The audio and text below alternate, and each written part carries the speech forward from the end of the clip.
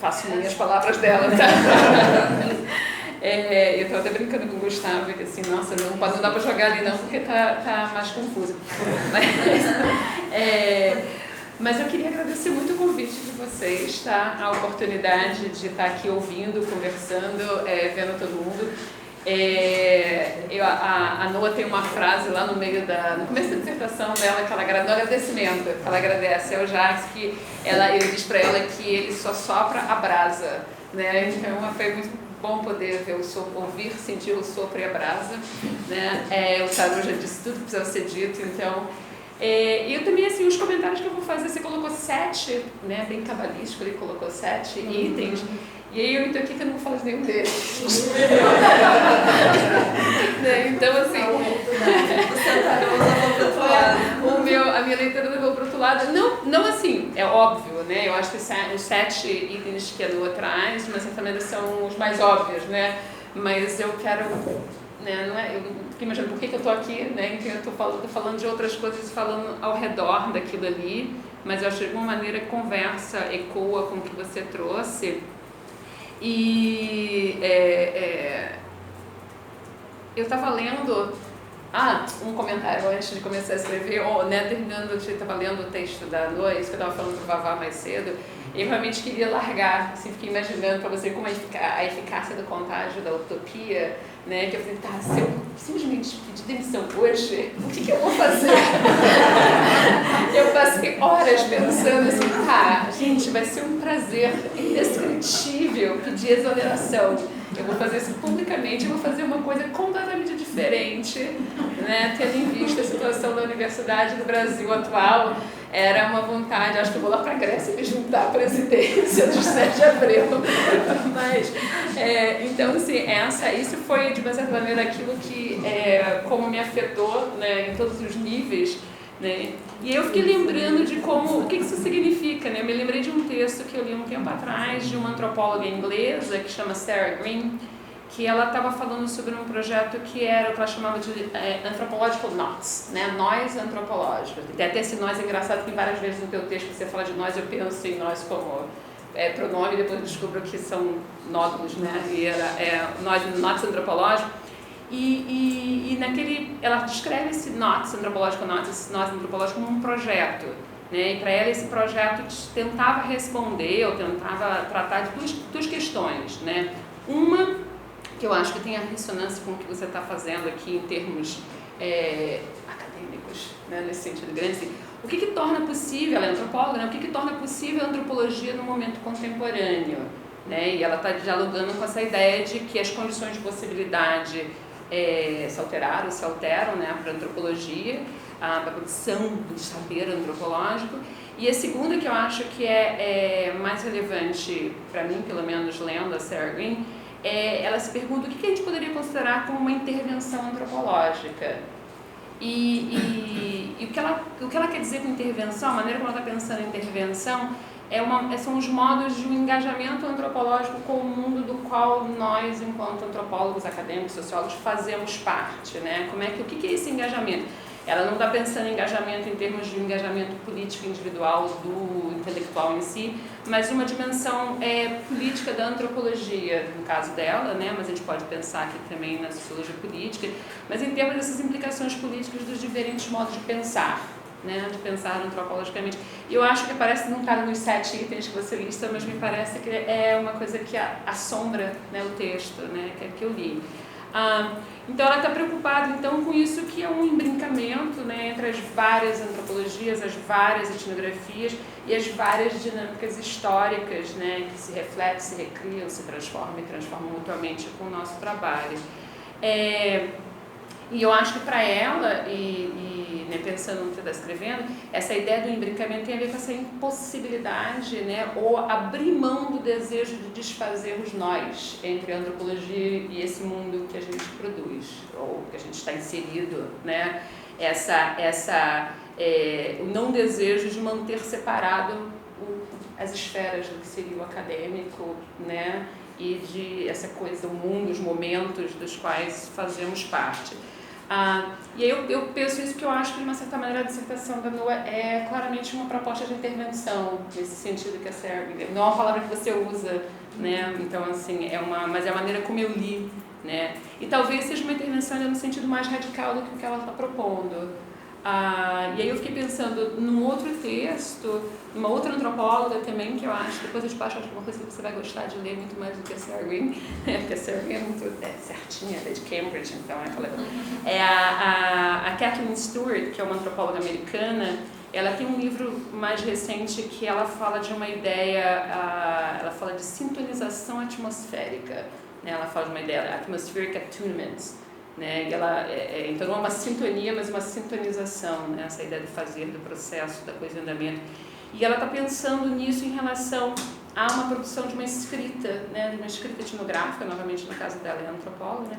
E para ela, ela descreve a forma, né? A sua própria escrita etnográfica, ela chama de uma aquisição lenta, né? Ela diz que é uma aquisição lenta que às vezes é súbita, às vezes tem outras temporalidades, mas que é uma aquisição de modos de participação naquilo que ela chama de atmosfera carregada, né? Carregada no sentido de energia, né? De uma atmosfera energizada da vida cotidiana. Então, ela diz que esses modos de sintonização, eles perduram, eles se desgastam, eles se quebram, mas constituem uma composição, né? Uma tessitura da etnografia, do texto, como um presente que pode ser sentido, pode ser imaginado e que afeta a escrita, né? Eu estou trazendo isso porque, lendo o teu texto, eu fui pensando nessas discussões, né? E, como eu disse, não é uma dos sete itens que estão ali, né? Mas tanto a Kathleen Stewart, né, quanto a Sarah Green, elas estão falando de uma escrita que compõe, né, que intervém, que atua naquilo que eu poderia dizer que o Tseminger, você cita o Tseminger no outro texto, mas ele tem uma ideia de worlding, né, é o mundo com gerúndio, né, então o mundo não como uma coisa, não como um objeto, mas como um fazer-se mundo, né, então ambas estão falando de uma certa maneira desse lugar da produção intelectual, nesse fazer-se mundo, não fazer do mundo, mas nesse fazer-se mundo. Então, de uma certa maneira, eu acho que tem lendo, né, o teu texto, ele me demandou, né, ele tem um senso de alerta na escrita e que demanda um senso de alerta na leitura também, né, e pensando numa outra ideia que também vem da mesma antropóloga Kathleen Stewart, é um texto bem antigo dela, que ela fala de uma ideia de uma escrita contaminada, e contaminada para ela é um termo positivo, tá? Contaminado não é, né, não é uma ideia de contaminado versus pureza, né? Mas contaminado como uma forma, uma qualidade de contaminação, né? Naquele momento ela ainda falava em cultura, então ela falava de crítica cultural contaminada, mas que é contaminada pelas formas e pelos movimentos daquilo em que a gente participa, né? E aí, saindo da antropologia e saindo do hemisfério norte, né, eu lembrei da Conceição Evaristo, que é uma escritora brasileira, né, e aí tem só um trechozinho que ela fala, ela diz que escrever pode ser uma espécie de vingança, talvez desafio, um modo de ferir o silêncio imposto, ou ainda executar um gesto de teimosa esperança. A escrita é para mim um movimento de dança-canto que o meu corpo não executa. É a senha pela qual eu acesso o mundo. Isso que a Conceição Evaristo chama de escrevivência, né? Ela, em vários textos dela, vai falar dessa ideia. E você, em algum momento, fala em escrever evidência, mas, né, tem um momento que aparece ali, né? E é claro, a Conceição Evaristo, quando ela fala de escrevivência, ela está se remetendo muito claramente, muito especificamente à interrupção de um silenciamento, né? Ela está escrevendo a contrapelo do silenciamento de uma mulher, de um corpo de mulher negra, né? Então, eu não estou me apropriando disso pensar aqui, mas eu acho que ela também está falando de outras vivências, de outras que demandam, né, um outro tipo de escrita, né? Essa escrita em estado de alerta, que eu acho que é um pouco ao que você responde, talvez, né? E assim, esse não é o diálogo que a Noa está fazendo no texto, o diálogo, assim, que está na frente, né? O que você traz para a gente, você discutindo com um conjunto bem amplo de autores e autoras, para apontar aquilo que você falou, mas essa ideia da possibilidade de uma outra epistemologia, né? Outros modos de pensamento, outros modos de conhecimento, talvez até a gente pudesse dizer que tem ali uma utopia do pensamento, né? Não só do Rainbow, né? Não é a única utopia que está em jogo aqui, né? E isso me parece ser assim, a figura da dissertação, né? Essa utopia do pensamento.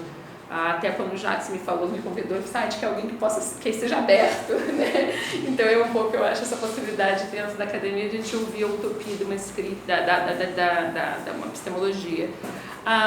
Então eu trago essas autoras, então um pouco para inverter, brincando com Roy Wagner, o que é figura e fundo, né? Porque eu acho que a escrita é o teu fundo que te permite botar uma outra coisa como figura, e eu queria trazer a escrita para figura, né? Então eu estava falando essa ideia de escrevivência, essa ideia de sintonização, de contaminação, e de modo algum eu quero usar isso para fazer uma coisa que seria completamente o oposto do que você quer. Eu não quero classificar teu texto, eu não quero nomear, né?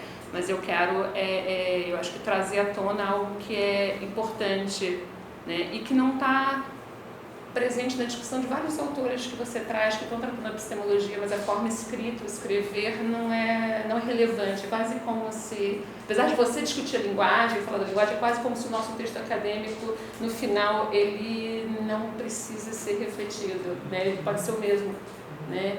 Então a gente separa conteúdo e forma, apesar de não separar na hora de fazer, né? É só um pouco dessa reflexão. E aí eu queria pensar com você, né, algumas coisas que você traz, aí talvez eu pudesse ouvir um pouquinho mais sobre essas coisas. E uma das coisas tem a ver com quando você começa a falar do campo em si, né? Não só sobre a família, Rainbow Family, mas você no campo, o que você faz no campo. E uma das coisas que você faz que eu achei super interessante é a ideia do diário, né? Ou dos diários, né? Os diários são parte daquilo que você chama de traçado de suas pegadas, né? Elas são parte daquilo que você ainda discute, uma discussão lá na página 61, que você está considerando retroativamente um método. E aí eu vou só citar um pedacinho do que a Noah, a gente cita os outros, cita a Noah também, mas você fala, o desenho traçado por linhas pegadas é impreciso e volátil, reflexo refratado de um voo. Para uma praxis próxima à teoria em questão, a metodologia foi descasada em formas experimentais à margem do cadastro ortodoxo da ciência. A sensação inteira é assim, tá, gente? Para quem ainda não teve a oportunidade de ler, tá? Então, embora afastada da abordagem científica convencional, a investigação ainda compartilha modulações básicas. E aí o diário está numa dessas modulações básicas, segundo você, né? Inserção no meio, abertura às fontes, articulações de informações e uso da linguagem para elaborar o visto e vivido. As pegadas são ecos do inenarrável, contudo marcam um caminho, um percurso. Retroativamente, o método, ela está se perguntando para a gente apresentando com essa, né? E aí eu queria que você conversasse com a gente um pouquinho mais desse diário, porque você fala, num outro momento, redigir diários pessoais ao modo de uma etnografia. E em outro momento você fala que levou 2 diários ao campo, isso é quando você está no Brasil, né? Levei 2 diários ao campo e eles tinham propostas diferentes, mas ambos circulavam. Surgiu a ideia de implantar no encontro 2 diários coletivos.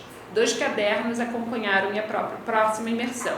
O primeiro propunha um diário propriamente dito, da experiência nos encontros e de compreensões sobre o Rainbow. O outro era voltado à imaginação de utopias. Foram intencionados para circular entre as pessoas de forma informal e fluida, como focos de coleta de perspectivas, conforme lhes chegasse a atenção alheia e suas palavras. Narrativas para serem escritas ao longo da vivência pelas mãos por quais passariam de modo livre, pneumático, com uma própria organização do encontro. E aí você diz, o experimento atendeu aos intuitos propostos e surpreendeu de algumas maneiras. A certa altura, os diários tornaram-se conhecidos e ganharam vida própria.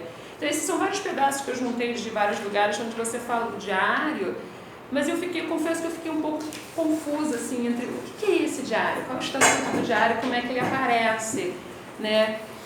Eu entendo que os diários têm ganhado vida, né? E eu acho que eles ganham mais vida do que você dá a eles, né? Porque depois eles não têm a vida no texto, né? Então, assim, você mata os diários antes do tempo, tá? Eu acho que ele podia ter mais vida. Então, eles deixam de ser coisas e circulam. Mas eu não entendi o que você quer dizer com tornar-se conhecidos. Né? O que é tornar-se conhecido? Ou melhor, o que é não serem conhecidos? Né? Tem uma pré-vida deles, né? Como é que você circula esses diários na roda do Rainbow? Como é que eles entram? Como é que eles se tornam personagens? Que personagem é esse? Né? Porque eles remetem a um outro tipo de escrita. Né? Você faz citações, né? Diário coletivo, quando a pessoa se nomeia, mas essas são citações presas entre aspas. Né? Então, eu fiquei, mas onde é que eles permeiam o resto do texto? Né? Pensando na ideia da contaminação que a Catherine Street fala, né? A escrita é obviamente muito cara para você, ela é preciosa, a tua escrita é lapidada, né? Tem um cuidado com as palavras, né? Elas têm uma sonoridade, um monte até da dissertação em voz alta, né? E ela tem uma sonoridade. Então ela é uma ferramenta incorporada, né? Ela tem essa dimensão da escrevivência que estava ali para Conceição Evaristo. Então, retomando a Sarah Green, né? Que tipo de intervenção é essa que você faz com o diário? Que tipo de intervenção essa que o diário faz na tua escrita? Né? O que produz essa intervenção? O que decorre de colocar a grafia em movimento num encontro que é eminentemente oral? Né? O encontro é eminentemente vivido na oralidade. Né? Eu queria ouvir você, né? Porque eu fiquei querendo, mas não sumiu. E aí uma outra, que aí é uma implicância mais implicante, o que é essa equação entre diário e recurso etnográfico? Você faz uma equação entre recurso e diário etnográfico, pensando no diário no estrito senso do diário lá do Malinowski, né? O que é essa conjugação entre diário e diário de campo? Você não chama de diário de campo em nenhum momento, mas diz que é diário etnográfico, né? E aí fiquei pensando se essa não é alguma das equivocações produtivas lá do Eduardo Freire de Castro, né? Ela cita ele o tempo todo, então vamos lá. E aí eu tenho mais dois comentários, esses são os comentários, né, citados mais amplamente pelo que você me traz. Um é quando lá no capítulo eu estava tentando, eu acabei imprimindo porque eu precisava ler em voz alta e andar pela casa, então eu não aguentava mais o computador. No capítulo que você vai falar, você citou, falou a ideia dos arquétipos do divino, e eu tenho um sério problema com arquétipo. É um problema daqueles de... Porque eu acho que o uso da própria ideia de arquétipo aqui vai contra muito do que você vinha argumentando. O arquétipo, eu não tenho nada contra o arquétipo, mas o arquétipo é um modelo, né? Ele faz parte de uma certa epistemologia. E aí você vai subsumir todo aquilo que para mim me parecia um recurso à magia e ao divino como forma de produção, forças, né? numa chave muito mais deleuziana, vai subsumir tudo isso numa chave de arquétipo, e aí eu acho que tem uma contradição de argumentação aqui, né? O arquétipo é um modelo, e não me parece ser o modelo que... Talvez ele faça sentido entre o Rainbow, mas eu não ouvi isso, né? Talvez as pessoas se remetam à divindade como arquétipo, né? Mas eu vejo na antropologia, tem uns trabalhos antigos que vão tratar as entidades das religiões matrizes brasileiras como arquétipo, e tem uma crítica a isso, que é uma psicologização de uma outra forma de pensar, né? Então a epistemologia de Exu e arquétipo de Exu não andam juntos. Só para pensar nessa, que eu acho que é muito mais interessante o que você faz do que arquétipo. A não ser que você me explique por que você está usando arquétipo e eu não tenho entendido. E aí a outra coisa tem a ver um pouco com o que você falou na tua apresentação. Eu acho que é perfeito como você coloca isso. Você fala da ideia de como a gente tem imagens negativas e olhares desiludidos, que a gente frequentemente ouve a utopia para dizer isso é só utopia. Eu concordo plenamente com você e eu resisti a isso enormemente, mas ao mesmo tempo as imagens negativas fazem parte do nosso cotidiano, né? Da fantasmagoria no sentido benjaminiano, né? Com que a gente lê e ouve coisas. E aí eu fiquei pensando, quando você descreve no teu campo a tua ida ao Rainbow Brasil, né? E aí no final você está descrevendo como está se desfazendo e as pessoas vão para a Europa, né? E algumas pessoas vão de carona nos navios de carga, alguns vão em Rainbows, mas de alguma maneira elas vão chegar. E aí eu pensei, quando eu li isso, né, vão de navio para a Europa e vão no Rainbow, eram duas imagens na minha cabeça imediatas, eu não pude, né, por mais que essas imagens negativas, foram elas que vieram, né. E uma era uma imagem de brincadeira, que é uma imagem, você é muito nova para lembrar disso, eu lembrei do Melô do Marinheiro, do Paralelo de Sucesso, né? Entrei de gaiato no navio, achei que ia conhecer o mundo, mas me deram um esfregão, né?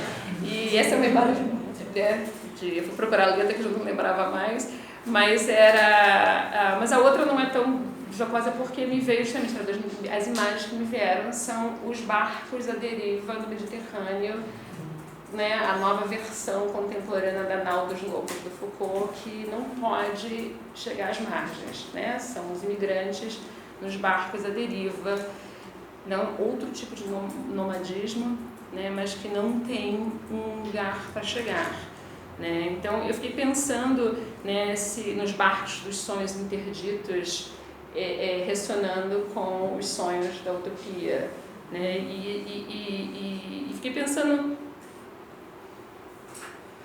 não é que isso seja um argumento contra a utopia, mas eu acho que é interessante a gente pensar nas utopias em ressonâncias com essas coisas, essas tensões, né? Essas imagens negativas, elas de uma certa... Se você vai usar a imagem de Exu, por exemplo, né? Essas imagens negativas, se você usa a imagem do Rainbow como um círculo, a forma perfeita, né? Mas a imagem de Exu é uma encruzilhada, é uma encruzilhada que atravessa, que corta, não como limite, mas como transformação e desvio, né? E eu fiquei pensando como essas imagens negativas, elas não são desvios da utopia, mas como é que a utopia ressoa, né, com elas, né?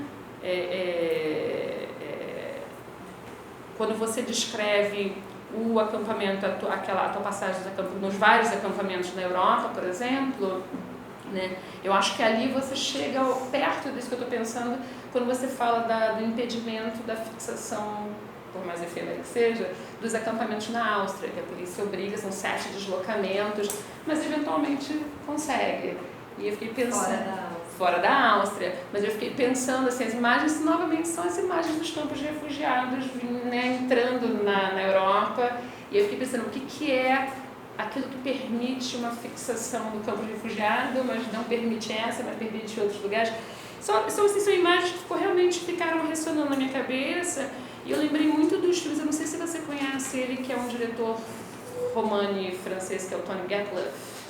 Ele faz cinema romani. Os filmes deles fazem sucesso em Cannes, então ele não é, ele é super... Eu escrevo, mas ele trabalha muito com, assim, os personagens dos filmes dele são todos ciganos, romanes, né?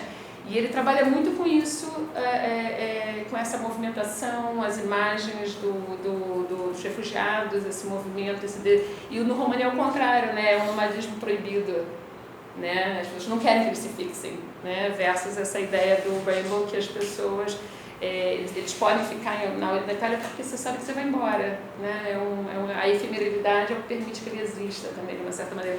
Só fiquei pensando nessas tensões, né? Não que o Rainbow vai oferecer, obviamente não é o lugar da utopia oferecer soluções nesse sentido muito vulgar de pensar a política, mas eu estava só pensando nessas bordas da utopia, né? Nessas fricções que estrategicamente não estão no texto, mas eu acho que merecem estar no texto. Elas aparecem num lugar muito bem, que é quando vocês estão na Lagoinha do Leste. A maneira como você trata o conflito com os traficantes é excelente. Eu acho que é desse tipo de coisa que eu estou pensando num cenário na Europa, por exemplo, né? Você fala muito rapidamente ali, porque foi em Israel. Mas aí Israel tem lá o Peace pelo Middle East, assim, é uma linha, né? Que é outro lugar também de tensão, né?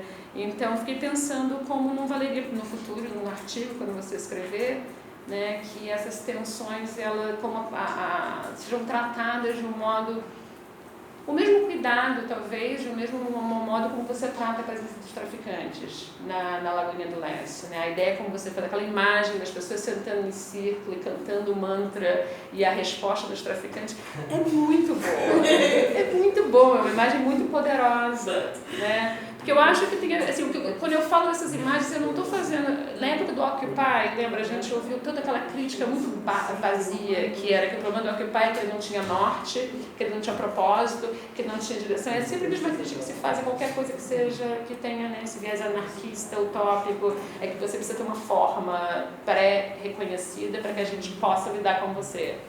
Né? E eu acho que ali na Lagoinha do Leste, aquele exemplo é muito interessante desse encontro extremamente efêmero, momentâneo, você não tem nenhuma garantia da sua permanência, da eficácia da resolução, mas a força está justamente naquele momento, né? Eu fiquei me lembrando de um texto do Foucault que você não usa, que é o sobre a transgressão, que ele faz uma comparação, que ele diz que a transgressão é como o raio, o raio do relâmpago que ilumina a escuridão da noite. Né? Ela não vai iluminar a noite para sempre, mas ela vai mostrar para a escuridão da noite. Né? O que é o poder da transgressão para ele é esse, é parecido, né? Não é ficar e transformar nesse sentido, mas é iluminar as possibilidades e os limites. Né? Então eu acho que ali aquele encontro tem a ver um pouco com isso, e fiquei pensando se não seria interessante, né? Assim, arriscar um pouco mais e enfrentar algumas coisas que você deixou de fora, né? Principalmente, eu acho que é um pouco difícil falar, né? Ainda mais 2016, 2017, 2018, falar desse movimento pela Europa num momento de impedimento do movimento. Né? E a figura é a mesma, a figura do barco, né? Aquele barco que parte do Brasil para a Europa, e fiquei pensando nas caravanas de imigrantes na muralha do louco, lá do Trump. Né? Só pensando um pouco nessa... porque são outras formas de utopia também, né? A caravana de imigrantes é uma busca utópica também, né? Então são outras formas, não é só uma forma de utopia, né? Ainda bem, mas eu acho que isso é interessante pensar nessas fricções, né? Não para pensar como imagens negativas e veja, não dá certo, não tem, mas pensar junto com o Benjamin, né? São imagens dialéticas que iluminam, né, essas outras coisas também. Então, é só isso. Muito obrigado. Muito obrigada. Que arguição espetacular.